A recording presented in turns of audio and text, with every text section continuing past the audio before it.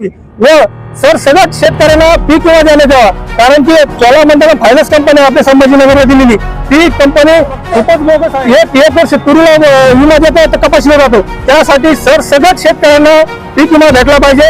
अन्यथा जर सरसकट पीक विमा भेटला नाही तर येणाऱ्या 8 दिवसामध्ये आम्ही मुख्यमंत्र्यांच्या वर्षा शासकीय व्यवस्थाने धडक मारल्याशिवाय राहणार नाही व त्यांना जाब विचारल्याशिवाय राहणार नाही।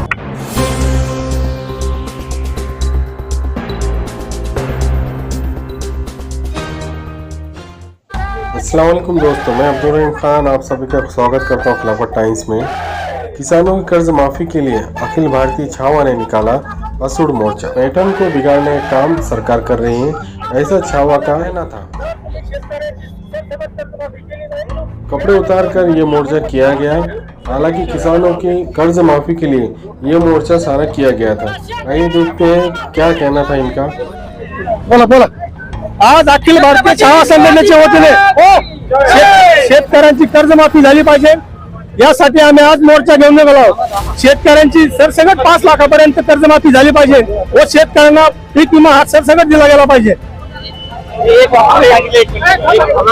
व जे आज आमची पैठणी संतांची भूमी असून या ठिकाणी कला केंद्र राजरोज चालू आहे।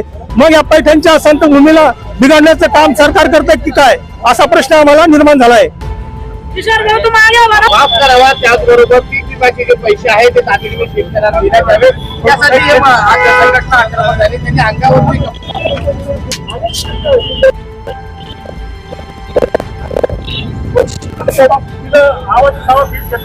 म्हणजे आमच्या शेतकऱ्याची मुलांनी फक्त शेतीच करायची का? आमच्या शेतकऱ्याच्या मुलांना शिकण्याचा अधिकार नाही का? त्यासाठी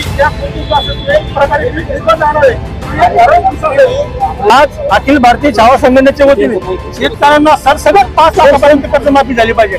कारण की जो सरकार इलेक्शनच्या पिरियड मध्ये 2 लाखाची 3 लाखाची कर्ज हे माफ होतं, एमटी लोन तसंच राहतं। त्यासाठी सरकारने लवकरात लवकर 5 लाखापर्यंत कर्जमाफीची घोषणा करावी व सरसकट शेतकऱ्यांना पीक विमा देण्यात यावा। कारण की चोलामंडलम फायनान्स कंपनी आपल्या संभाजीनगरला दिलेली ती कंपनी खूपच बोगस आहे। ती फक्त एक वर्ष तुरीला विमा देतो तर कपाशीला जातो। त्यासाठी सरसकट शेतकऱ्यांना पीक विमा भेटला पाहिजे। अन्यथा जर सरसकट पीक विमा भेटला नाही तर येणाऱ्या 8 दिवसामध्ये आम्ही मुख्यमंत्र्यांच्या वर्षा शासकीय व्यवस्थाने धडक मारल्याशिवाय राहणार नाही व त्यांना जाब विचारल्याशिवाय राहणार नाही। नाव काय तुमचं? किशोर सुरुवात।